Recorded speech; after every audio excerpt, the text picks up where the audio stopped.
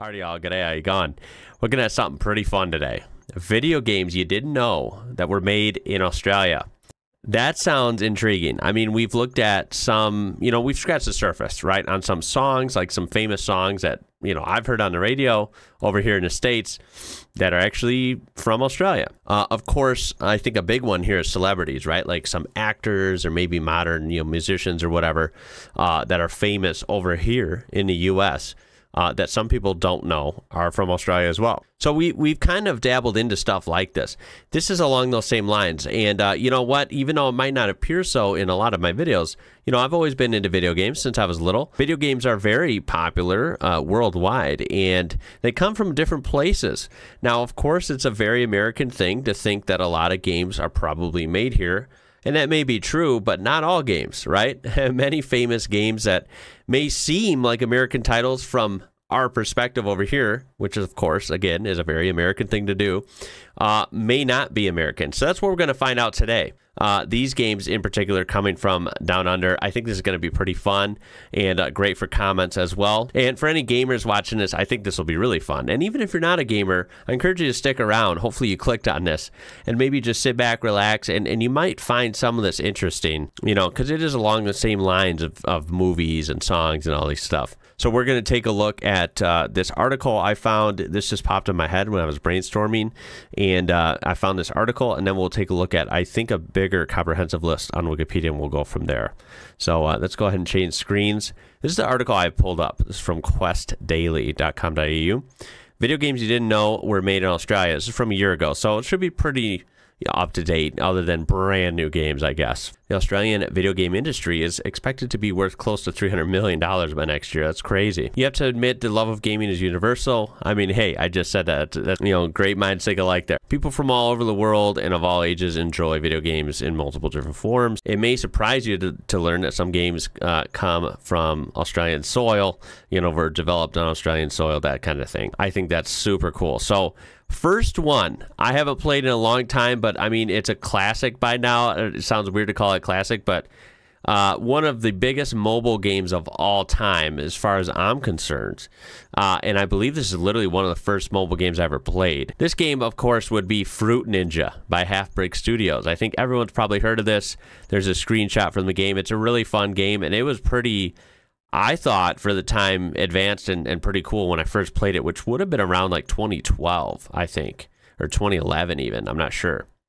I did not know that this was an Australian game, so good on ya. Apparently, they made a Fruit Ninja 2. Now, I never knew about that one. That one you could play online and battle other, ninjas across the globe and enjoy other mini games. That's pretty cool. So I did not know right off the bat, coming in with a big name in at least mobile games, Fruit Ninja coming out of Australia. Very fascinating. I did not know that one. Untitled Goose Game by House. This 2019 release took gamers by storm.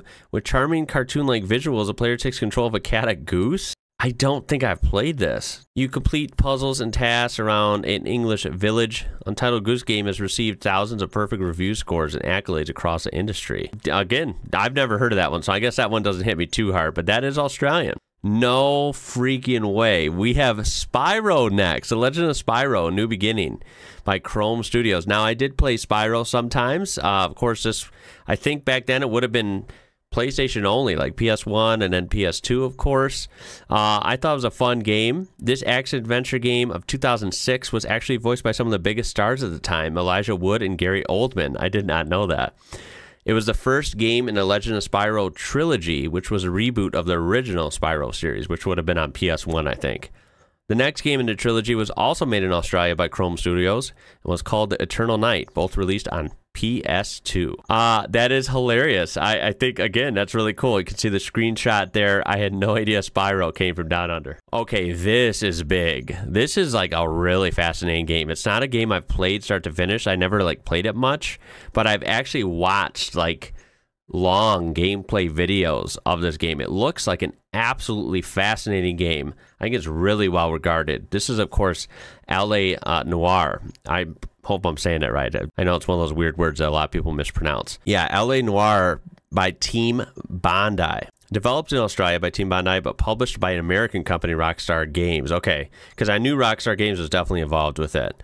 but developed in Australia. I mean, the developed is the important part, right? I mean, that's literally the building of the game. So can you believe this game was built in Australia? That's wild. I heard it's a really good game too, so clearly they did a great job. It's a detective thriller where you play your Cole Phelps, an LAPD detective taking on crime. It was released in 2011, but I heard it was really advanced for the time. It had like great, game mechanics, pretty damn good graphics, I think, for the time.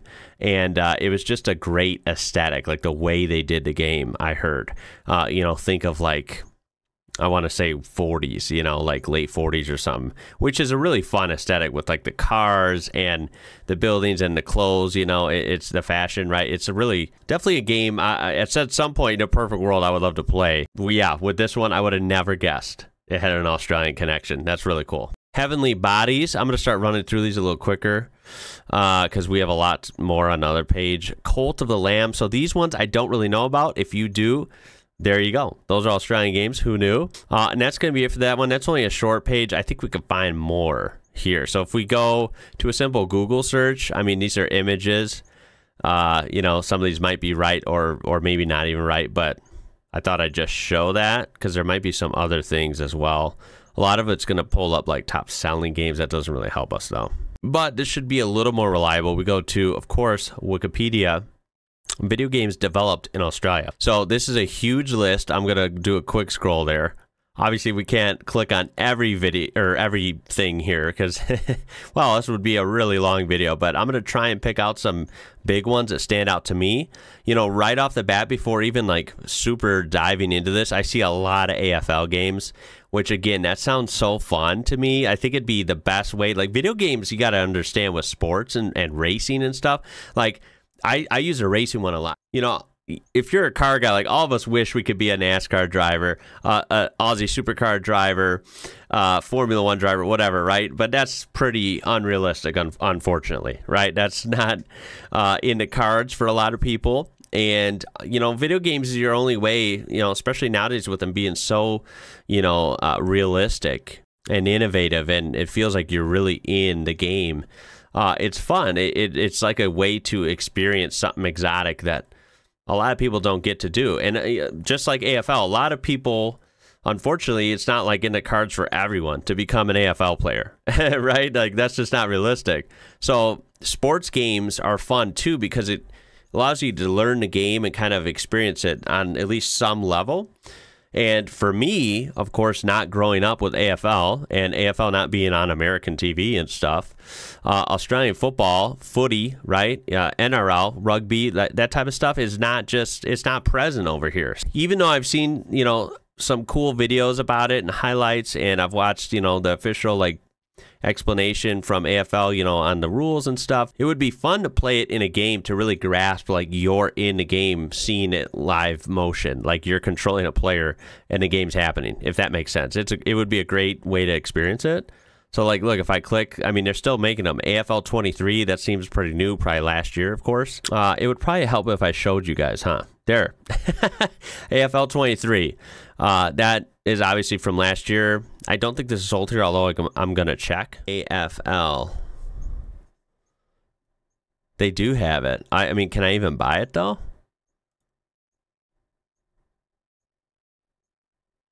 I can. Wow, that's actually kind of cool. Okay, that might be something I have to look into. You got to comment down below. I mean, this is only one example, right? I know some games, I mean, this actually has a lot of negative reviews. I wonder why. Some games get worse over time. So someone said it was bad at launch, but patches are making it better. Problems with movement and stuff. I mean, if there's other AFL games that are better, it doesn't have to be that one. You'll have to let me know, and I'll have to see if it's a game that I can get, right? Because, of course, I can't get any physical games over here. That's just not going to be a thing, right? But, digitally through Steam or something, I might be able to get some. I mean, I think it's fascinating that they have this on Steam. It's just a shame that it's $60, which is more than I've ever paid. I get games on Steam really cheap. Usually, I always get them on sale. That is, super expensive. I've never paid that much for a game in a long time. And, of course, I would be lost as well, right? I would hope it would be at least an okay game I'm going to be paying for that much. But I mean, seeing that it does look cool to me. Because, like, I've never played an AFL game. That sounds awesome. All right, so I took a quick glance at the list. I had no idea these games. I didn't really play these. I actually think I have one of these or some of these in my Steam, for example, or somewhere. But I have never played them. I bought them a long time ago and I never played them. But I heard a lot of, you know, positive things about them, that they're really, really deep, like really crazy games, these BioShock games. Very famous, obviously, as well. I mean, these are very famous title here in the U.S. I did not know that these were made in Australia as well. I mean, this is a very famous AAA title series here. I mean, you can see down here when you go to development, it mentions, you know, the studio Irrational Australia, right? 2K Australia. They were changed the name later. That's crazy to me. So yeah, all the BioShock games, BioShock 2, BioShock Infinite. We have a lot of AFL games, which is so cool. Age of Empires 3. I mean, a lot of these games I've never played, but I've heard of. So yeah, Age of Empires, Age of Zombies, you know, that's crazy. These look cool too. Cricket, same explanation I just gave for the AFL. It would be fun to play cricket in a video game because, of course, I've never done that either. I used to play baseball video games all the time. And it would be fun playing a cricket game because, again, it'd be a little harder to play real competitive cricket in real life for me. It's not exactly happening at every street corner here in the U.S. So any good cricket games that are accessible on PC, you know, please let me know, and I might look into getting some. They even made an Australian rugby league games going back to the 90s. I mean, this is EA Sports, dude. This is as legit as it gets. Course, made in Australia. This is cool. I mean, a lot of these, you got to tell me in the comments if you remember owning these and playing these. I think that's crazy. These Avatar Airbender games for the Nintendo Wii. Now, of course, I never played these, but I remember seeing these in stores at a time. Again, I can't believe that this was made in THQ Studios Australia. I mean, we have some big names here in the gaming industry. Then we have games like Borderlands, right? Like, look at this. Borderlands, a pre-sequel, developers, 2K Australia. You know, we have voiceover artists from Australia. We have... The game was developed in Australia. I mean, this is just crazy to me. Some other famous games that I've definitely played at some time or another. We have Cars Major National Championships. I remember this game. Another game, right? Really cool. Would have never guessed that Australia was involved. I mean, it's super cool to learn about stuff like this, I think. We have all these cricket games again. These are like new ones. Cricket 24. It's interesting, like the cricket nations in the game include Australia, England, Pakistan, West Indies, New Zealand, and Ireland. It also includes tournaments like the Ashes, the KFC BBL, and the Weber WBBL, the 100, the Caribbean Premier League, and the newly added Pakistan Super League. Also has more than 50 officially licensed stadiums. I mean, dude, that is super cool. I got to check and see if this is on Steam. All right, so this is on Steam as well. Of course, that's how most sports games are. They're a little pricey. I guess they're not pricey. It's just I'm so used to getting games like really cheap. So when I see games full price, I'm kind of bummed. But that's just me. So you can ignore that. Look at this. I mean, this is crazy. Cricket 24, like, I have never played a video game playing cricket. It's so wild. And, like, there's probably so many people that play this.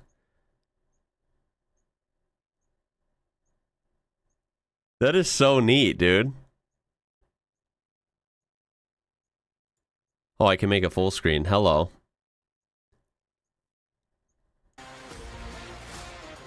It might have copyright music. I'll probably turn that off. Just in case. I mean, the graphics look pretty good. Yo, that would be so weird. It'd be a better way to learn the game. That's what it'd be really good for. Learning players, learning the game, seeing it, you know. I mean, watching highlights or even watching the full game, like if I watch the cricket live stream right now, you know, of course I would start to see how it flows, how it works. But something about video game when you're actually playing it, it kind of forces you to learn it on a, to me, better.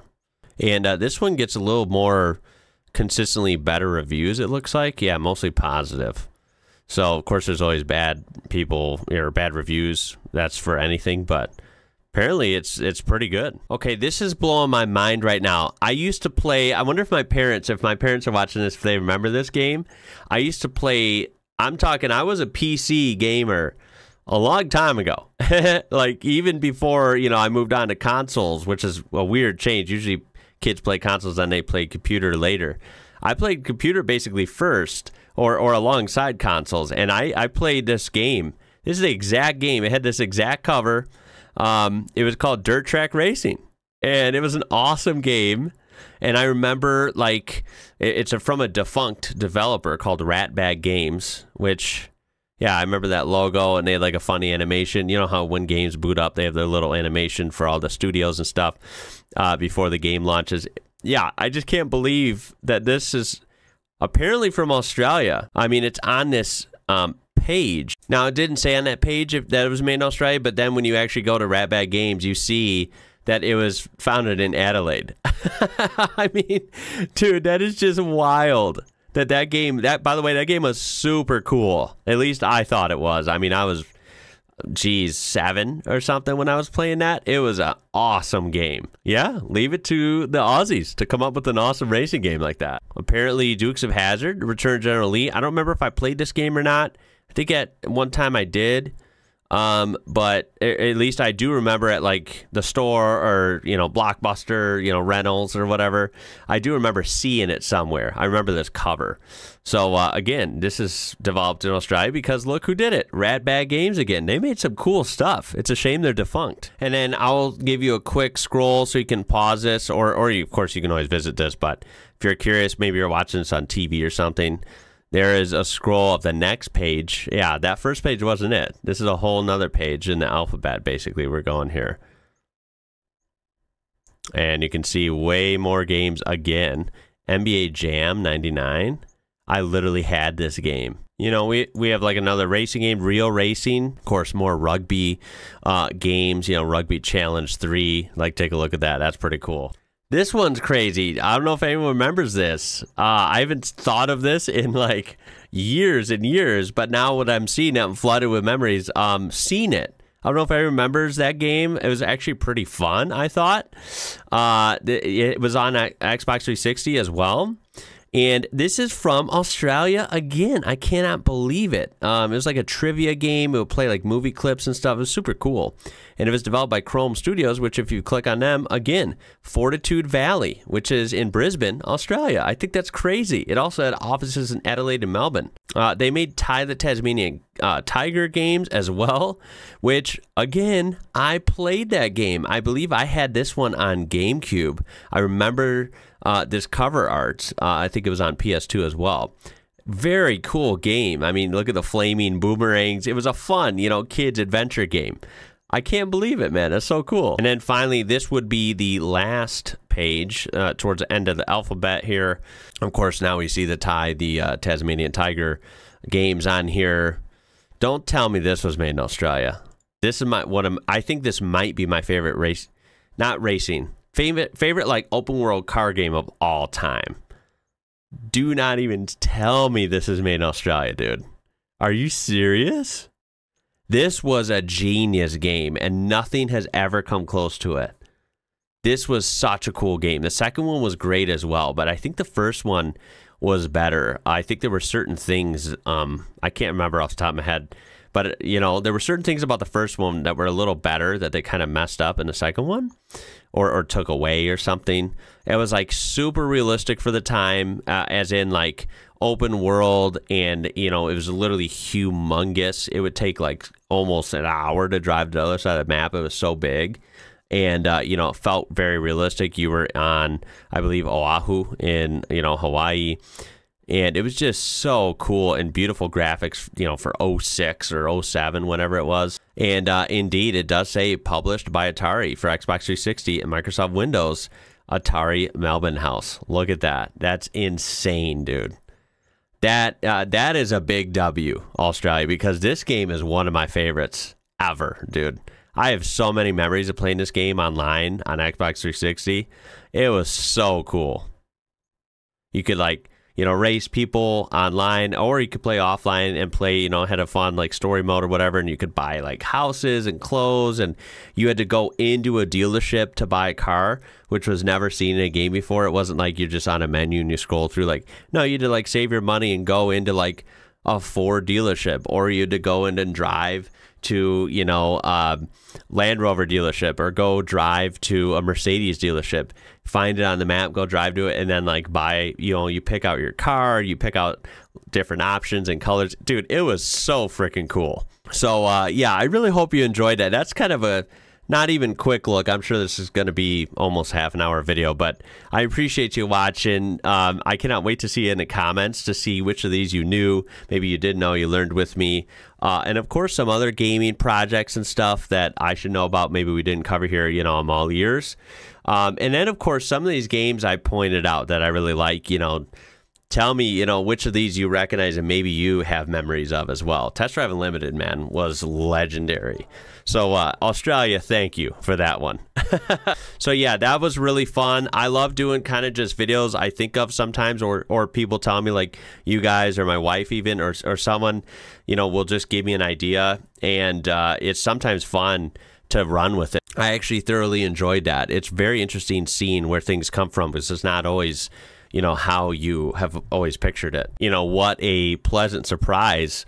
I think Australia can go toe-to-toe with anyone when it comes to even gaming. I mean, some legendary titles have come out of Australia. But that's going to be it for this one. My name is Ian. You're watching IWrocker. Until next time, y'all. I'll catch you later.